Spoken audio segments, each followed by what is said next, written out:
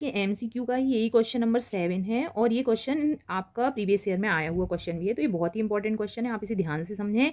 X axis divide the joining the point 2 - 3, मतलब 2 point हैं आपका, एक पॉइंट है 2 - 3 और एक पॉइंट दिया गया है आपको 5 और 6। ये बोल रहे हैं कि x axis divide the joining the point this and this in the ratio, ये इन पॉइंट्स को किस रेशियो में डिवाइड करता है। पी हम कोई पॉइंट मान लेंगे, उसके कोऑर्डिनेट एक्स और 0 हो जाएंगे।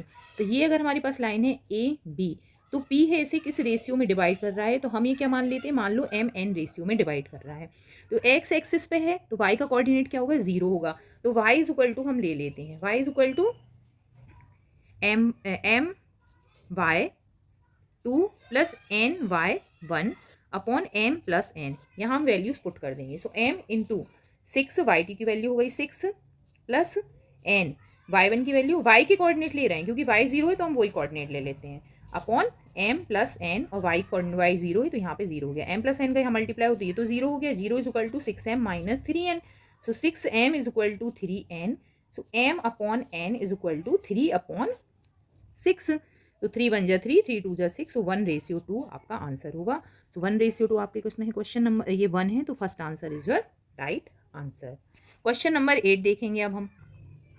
इन the sum and the product of zeros alpha and beta of the polynomial are given इतना एंड इतना। सम मतलब हमें अल्फा प्लस बीटा दिया है बेटा 2√3 और अल्फा इंटू बीटा दिया है 3।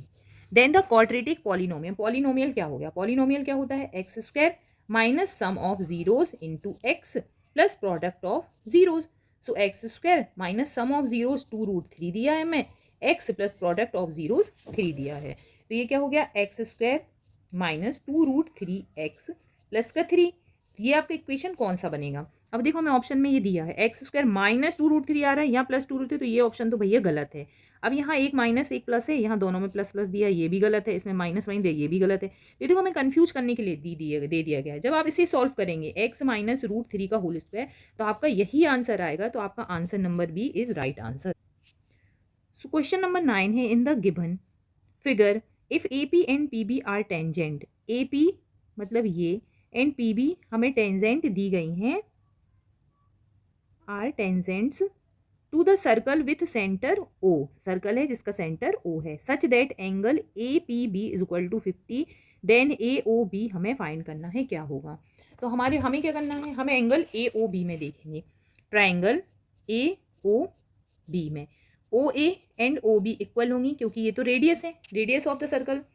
Angle O A B is equal to angle O B A, क्योंकि ये क्या है, opposite angle of equal sides are equal, तो ये वाला एंगल और ये वाला एंगल आपका इक्वल हो जाएगा। तो हमारे पास क्या दिया गया है, angle O A P, angle O A P, ये क्या हो जाएगा आपका, ये एंगल बन रहा है आपका 90 डिग्री का एंगल। सिमिलर ये वाला एंगल भी आपका 90 डिग्री का एंगल है, ठीक है।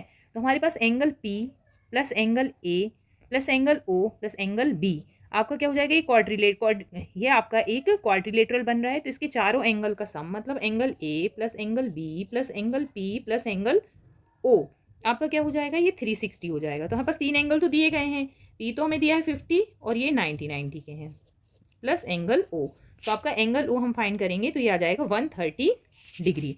एंगल ओ मिल गया हमें 130। अब हमें क्या करना है, इन ओ ए बी में angle O plus angle A, ये वाला angle O A B plus O B A, इन तीनों का सम क्या होगा, इन तीनों का सम 180 हो जाएगा, है ना। तो 180 हो जाएगा सम, तो हम कैसे लिख सकते हैं, 180 is equal to 130 plus angle A plus angle B. Angle A और एंगल बी इक्वल दिए गए हैं आपके, है ना, तो इसे हम लिख सकते हैं 2 ऑफ एंगल ए, तो ये आ जाएगा आपका 50 is equal to 2 of angle A. So angle A आ गया आपका 25 डिग्री। तो एंगल ए की हमें वैल्यू फाइंड करनी थी, सो एंगल ए आया है 25, सो ए ऑप्शन आपका राइट ऑप्शन होगा।